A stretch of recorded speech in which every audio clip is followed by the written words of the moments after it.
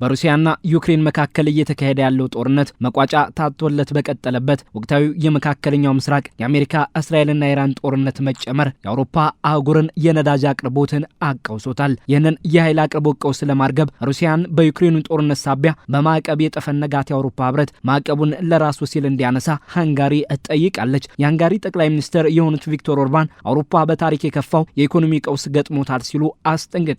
ጠቅላይ ሚኒስትሩ በኤክስ ገጻቸው ላይ ባስተላለፉት መልእክት የከፋ የኃይል አቅርቦት ቀውስ የገጠመው የአውሮፓ አህጉር መፍትሄው በሩሲያ ጋዝና ነዳጅ ላይ የጣለው ማዕቀብ ማንሳት ነው ብለዋል። ጠቅላይ ሚኒስትር ቪክቶር ኦርባን በሩሲያና ዩክሬን መካከል እየተካሄደ ባለው ጦርነት ሳቢያ በአውሮፓ መሪዎች ከሩሲያው ፕሬዝዳንት ቭላዲሚር ፑቲን ጋር ባላቸው ወዳጅነት እንደሚተቹ ይታወቃል። ሆኖም ጠቅላይ ሚኒስትሩ ከፕሬዝዳንት ፑቲንም ሆነ ከአሜሪካው ፕሬዝዳንት ዶናልድ ትራምፕ ያላቸውን ወዳጅነት ማስቀጠል ችለዋል። ፕሬዝዳንት ትራምፕ በኦርባን ስር እስካለች ለሃንጋሪ ማንኛውንም ድጋፍ አድርጋለሁ ሲሉ በቀጣዩ ምርጫ እንዲያሸንፉ ያላቸውን ድጋፍም እንደገለጹላቸው ይታወሳል። የአውሮፓ አህጉር በዩክሬኑ ጦርነት ሳቢያ ከሩሲያ የኃይል አቅርቦት ላይ ያለውን ጥገኝነት ለመቀነስ ጥረት እያደረገ ባለበት ወቅታዊ የመካከለኛው ምስራቅ ጦርነት በአህጉሩ ላይ የኃይል አቅርቦት ቀውስ አደጋ እንዲጋረጥበት አድርጓል።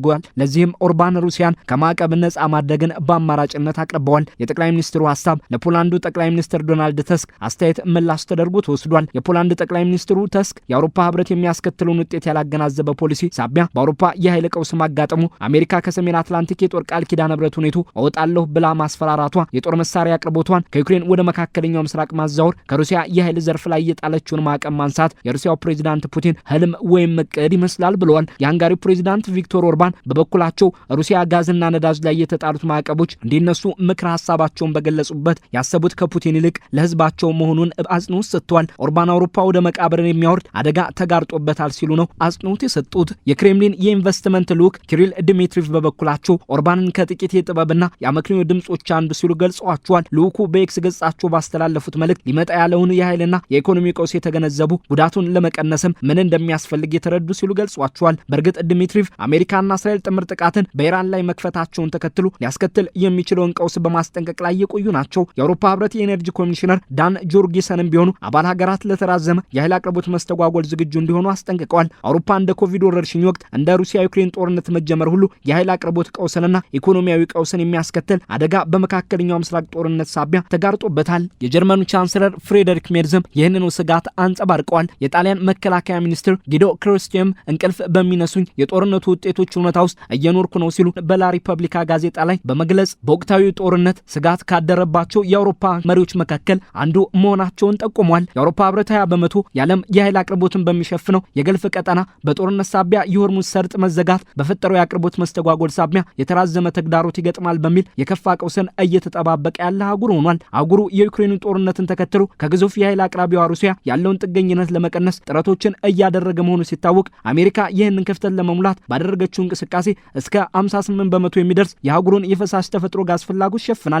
አህጉሩ ለኃይል ምርት፣ ለቤቶች ማሞቂያነት ብሎም ለኢንዱስትሪ ጋዝ ላይ ባለው ጥገኝነት ሳቢያ የጋዝ አቅርቦትና ዋጋ ለአህጉሩ ከምጣኔ ሀብት ጉዳይነት ባሻገር ፖለቲካዊና ማህበራዊ ጉዳይም ነው። ከዩክሬን ጦርነት መጀመር ወዲህ ከሩሲያ ያለውን ጥገኝነት ለመቀነስ ባደረገው ጥረት የአሜሪካ ለአውሮፓ የጋዝ አቅርቦት በ3 እጥፍ ጨምሯል። ኖርዌይ ሲሶ የሚሆነውን የአውሮፓ የጋዝ ፍላጎትን በማቅረብም ትልቅ ድርሻ ይዛለች። ከዩክሬኑ ጦርነት መጀመር በፊት ሩሲያ ለአውሮፓ በጋዝ ማስተላለፊያ መስመር የነበራት አቅርቦት 40 በመቶ ይደርስ የነበረ ሲሆን በቅርብ ጊዜ ወደ 6 በመቶ ማሽቆልቆሉ ይገለጻል። ሩሲያ በ2025 የጋዝ መስመርና የፈሳሽ የተፈጥሮ ጋዝ በድምሮ ለአውሮፓ የጋዝ አቅርቦት ያላት ድርሻ 13 በመቶ ነው። የአውሮፓ አህጉር በ2027 ከሩሲያ ጋዝ መግዛትን ሙሉ ለሙሉ ለማቆም ገደብ ቢይዝም የመካከለኛው ምስራቅ ጦርነት ሌላ አጣብቂኝ ውስጥ ከቶታል። የአውሮፓ አህጉር በገልፍ ቀጠና የኃይል አቅርቦት ላይ ያለው ጥገኝነት ዝቅተኛ የሚባል ቢሆንም የኃይል ዘርፉ ለመሰል መስተጓጎሎች ባለው ስስነት ሳቢያ በቀጠናው የሚገኘው የሆርሙዝ የባህር ሰርጥ 20 በመቶ የዓለም የኃይል አቅርቦት መተላለፊያ እንደመሆኑ መዘጋቱ ከፍተኛ የነዳጅና ጋዝ ዋጋ መጨመር በአህጉሩ እንዲስተዋል አድርጓል። ከመካከለኛው ምስራቅ ጦርነት መጀመር ወዲህ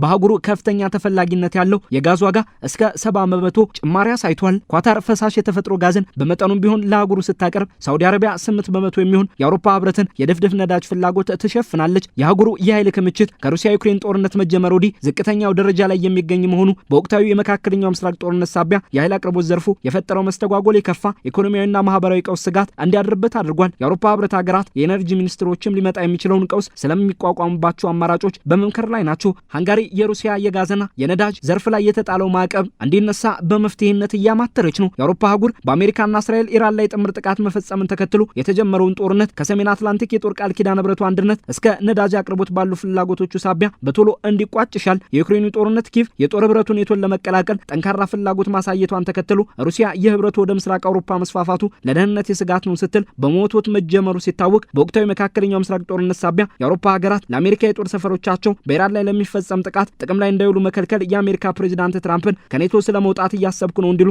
ማድረጉም ውጥረት ውስጥ ከቷቸዋል። ፕሬዚዳንት ትራምፕ የአውሮፓ ሀገራትን የነዳጅ መርከቦችን ከሆርሙዝ ሰርጥ ራሳችሁ መታችሁ ሰዱ ሲሉ መናገራቸውም ይታወሳል።